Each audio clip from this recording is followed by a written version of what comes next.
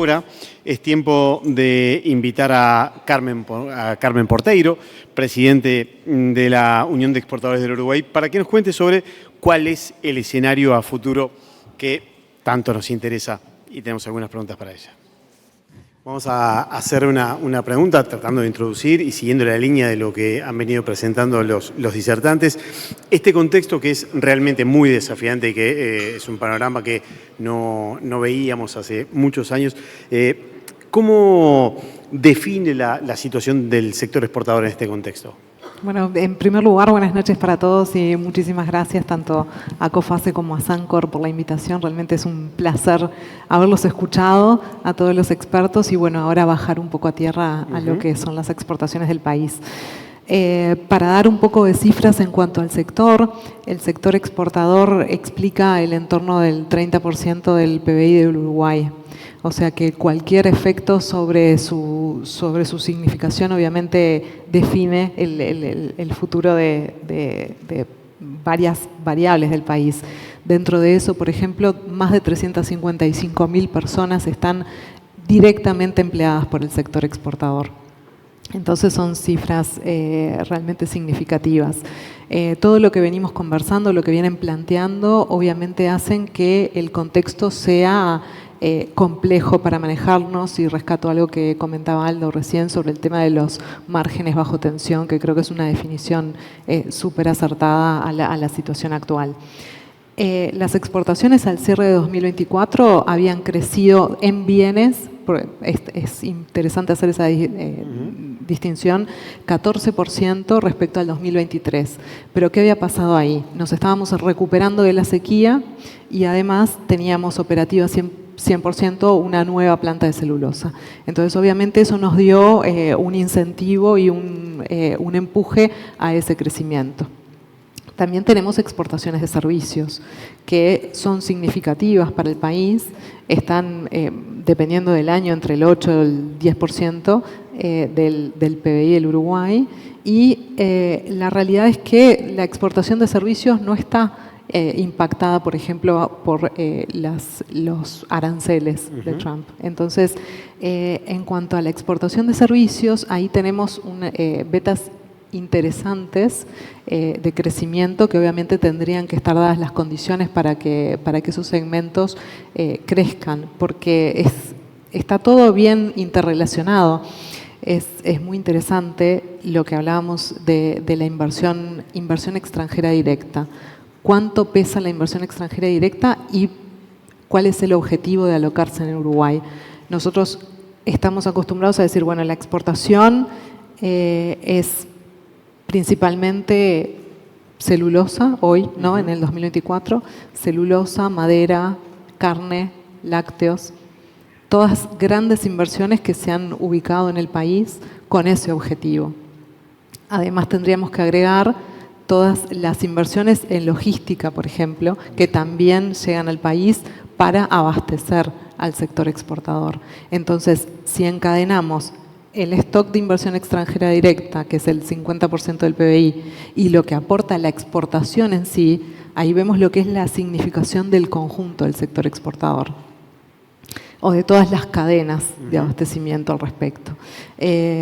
Por lo cual, en este primer trimestre, hay algo que se comentaba al principio, crecieron un 5% las exportaciones, comparadas con el mismo trimestre del ejercicio del año anterior. Entonces, entre enero y marzo, un 5%. Ahí puede haber, seguramente lo hay, mucho de lo que se comentaba, es adelanto y aprovisionamiento de los mercados externos.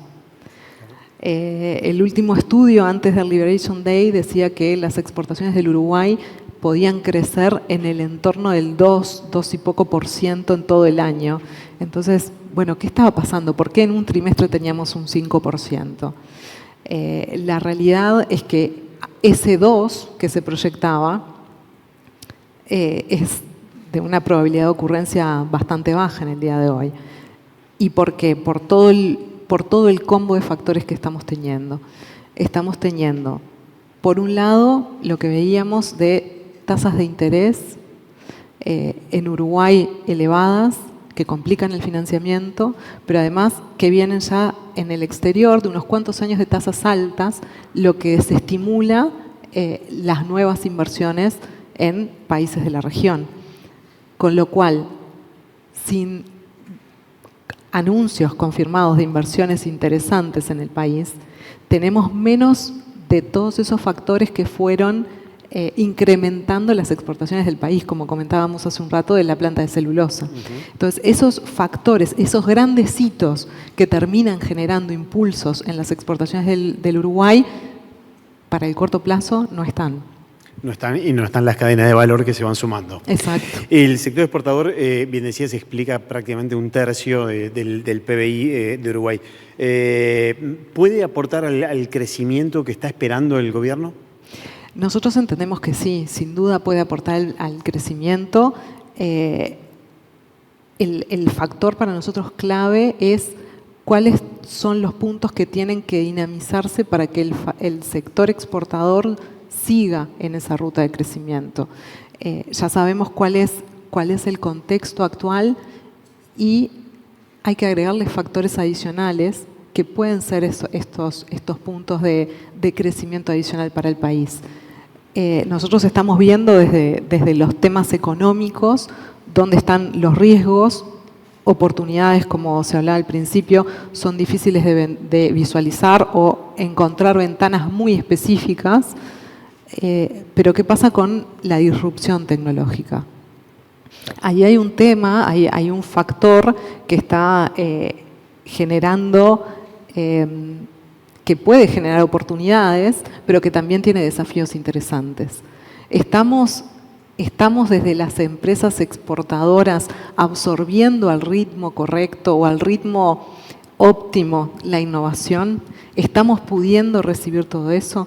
Esa absorción podría generar tanto exportaciones de un nuevo sector, y por eso al principio hacía tanta referencia a los servicios, pero también podría optimizar e impulsar los márgenes de las empresas exportadoras actuales.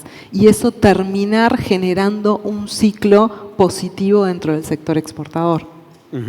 ¿Qué necesita, además de esta es una descripción clara, ¿no? ¿Qué necesita el sector, aunque sea brevemente, para crecer el sector exportador? La Unión de Exportadores, para comentar los que no estén muy familiarizados con la institución, representa el 80% aproximadamente de las exportaciones en dólares del país y tiene obviamente diversificada su cartera entre bienes, servicios, empresas grandes y consolidadas, pymes y demás. Entonces, en función de esa representatividad que genera su padrón social, se elaboró una agenda de prioridades en la que se definieron 5 pilares. Esa agenda de prioridades la pensamos siempre en el mediano plazo porque obviamente son construcciones sucesivas que vamos trabajando a medida que van pasando los gobiernos. ¿Qué identificamos para los próximos 5 años? Identificamos que en primer lugar hay que trabajar y reforzar la estabilidad macroeconómica conseguida. ¿Por qué? Porque no solo nos da una cierta previsibilidad en el mar de incertidumbres sobre las cuestiones internas, y como gestión macroeconómica nos referimos a consolidar niveles bajos de inflación, el mantenimiento de las reglas de juego, el mantenimiento o mejora de determinados incentivos fiscales, porque a su vez son los factores que cuando se hacen las encuestas de por qué las empresas eligen establecerse en Uruguay, son los factores que terminan siendo determinantes. Entonces, eso para nosotros es clave de que permanezca. ¿Qué otros puntos tenemos? El acceso a los mercados. Nosotros hoy, en un mundo que se está cerrando, encontramos oportunidades específicas en el 1 a 1 que de repente, o quizás no son temas estrictamente arancelarios, sino que no estamos pudiendo entrar con un producto a un destino por cuestiones de habilitaciones, entre ministerios o entre empresas propiamente, de visitas, de certificados. Entonces, en ese ámbito nosotros trabajamos con cada uno de los sectores tratar de identificar, bueno, cuáles son las barreras que quizás no son arancelarias y que te permitirían ingresar con tu producto en mejores condiciones a un determinado destino. Y en eso estamos trabajando. Pero también ahí vienen los temas logísticos.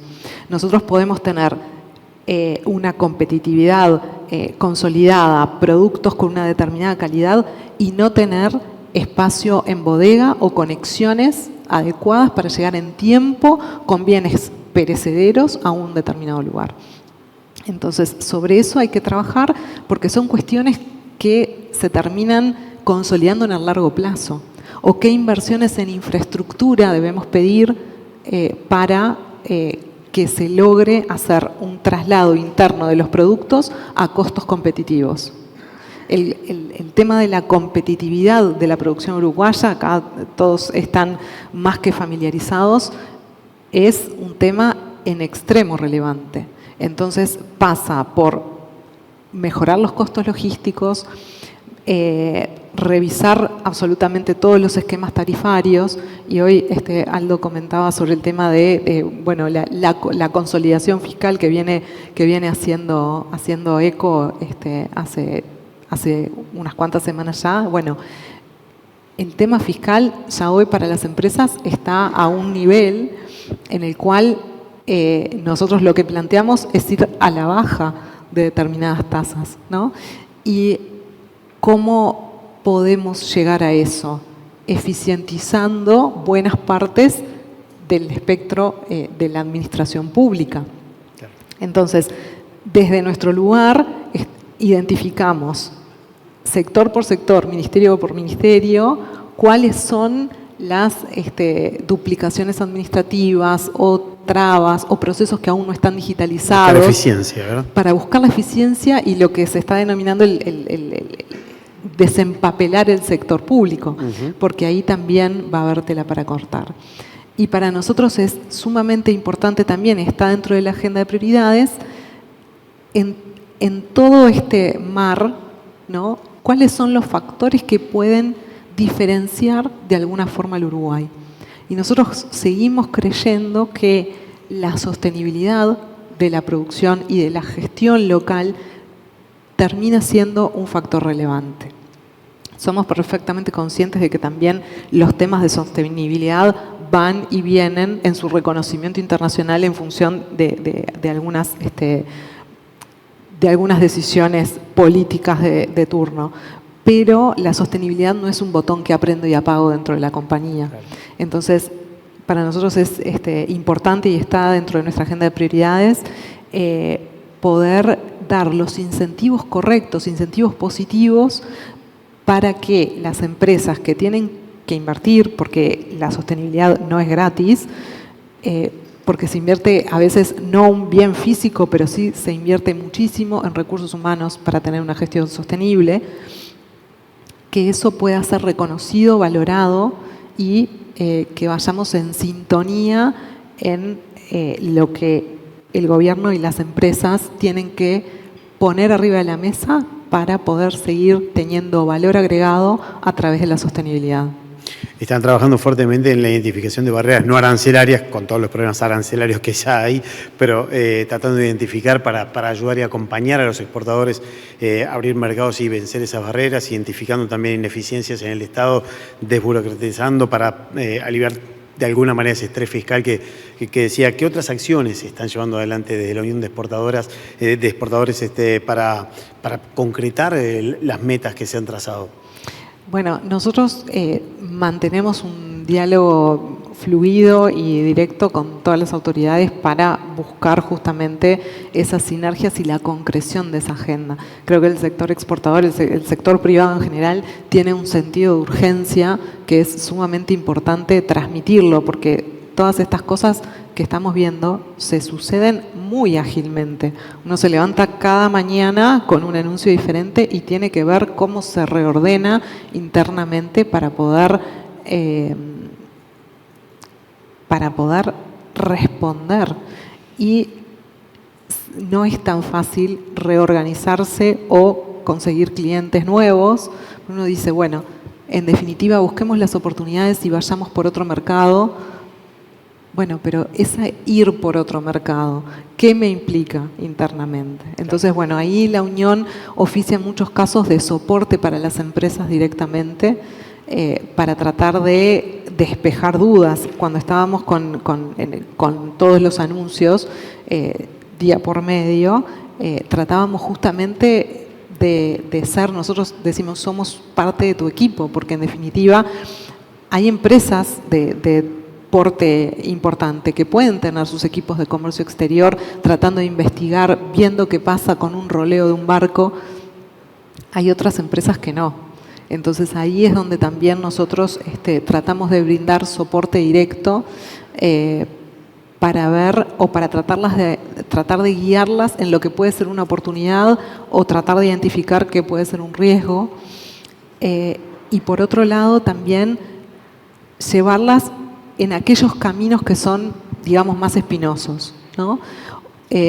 Sabemos que, como hablábamos hoy al principio, los temas de innovación son complejos. Hay todo un ecosistema de innovación que se ha creado, que se ha desarrollado en el Uruguay, que celebramos, y empresas, y ahí sí de todo porte, visualizan, y a veces no visualizan el esquema completo, dicen, yo sigo sin saber por dónde empezar con inteligencia artificial. Sí, uso ChatGPT. Bueno, pero hay muchísimo más. Nosotros somos los que tenemos el conocimiento tecnológico. Claramente no somos una cámara tecnológica, pero sí tenemos el teléfono del que sabe. Claro. A ver, nosotros lo que estamos tratando en esta primera etapa es ayudarlos a actuar sobre las cosas que hoy podemos actuar. Tenemos consultas de decir, a ver, por ejemplo, tengo un determinado proceso que seguramente si lo atravieso con inteligencia artificial podría ser optimizado. Bueno, tratemos de unir las puntas. ¿Qué es lo que te falta para eso? ¿Financiamiento? ¿Un proveedor tecnológico? Y ahí tratamos en el 1 a 1 de machear y cerrar las puntas. Porque también sabemos que hay diferentes opciones o mapeos de financiaciones o de incentivos que quizás las empresas no están del todo en conocimiento de las herramientas que hoy son provistas de forma gratuita, en algunos casos por proveedores privados y en otros casos financiados por herramientas estatales. Además, más allá de la incertidumbre que hoy describían claramente en este panorama comercial internacional, estamos atravesando una ola tecnológica que nos puede pasar por encima y si no nos adaptamos o si no buscamos o golpeamos la puerta correcta, bueno, ese acompañamiento es clave, o esa identificación de parte de la Unión de Exportadores es clave y esencial para cada uno de los actores del sector privado. Seguro, y además tratar de exponerlos a las distintas opciones que hay en materia tecnológica, que nos parece fundamental porque es difícil, o por lo menos lo que nos devuelven es que es bastante difícil de encontrar la herramienta correcta en los tiempos que hoy estamos necesitando. A ver, creo que los temas arancelarios hoy, que cambian un poco las matrices comerciales, pueden tapar o destapar ineficiencias internas, tanto de los países como de las empresas. Con la tecnología nos puede pasar exactamente lo mismo, o sea, nos podemos dar vuelta y una empresa que absorbió la tecnología a un determinado ritmo se volvió muchísimo más competitiva en un abrir y cerrar de ojos.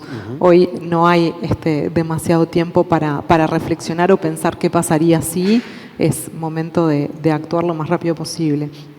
Así que ahí tenemos un canal de cooperación y tenemos también un canal de cooperación con los socios en materia de sostenibilidad, que creo que es una experiencia, fue para nosotros una experiencia muy enriquecedora, donde empresas que estaban a la vanguardia ya hace unos cuantos años, se sentaron voluntariamente, guiados por nosotros y por técnicos del LATU, para hacer un manual de buenas prácticas y qué estaban visualizando ellos y qué estaban recibiendo como inquietudes y como necesidades de parte de sus clientes del exterior. Entonces ahí se armó un manual de gestión sostenible y hoy se puede certificar en 5 niveles y eso es acompañado por técnicos nuestros, por técnicos del LATU, de forma gratuita, justamente para tratar de no incrementar costos a la sostenibilidad.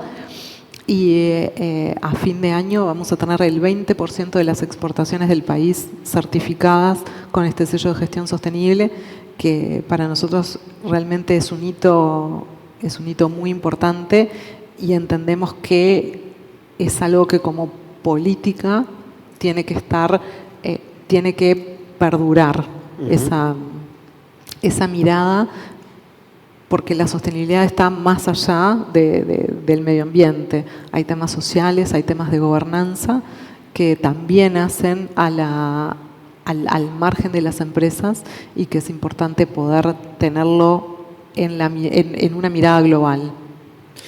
Carmen Porteiro, muchísimas gracias por tu tiempo, por estar aquí. En nombre de Ecofasi y Sancor Seguros, muchísimas gracias. Muchas gracias a todos, un placer.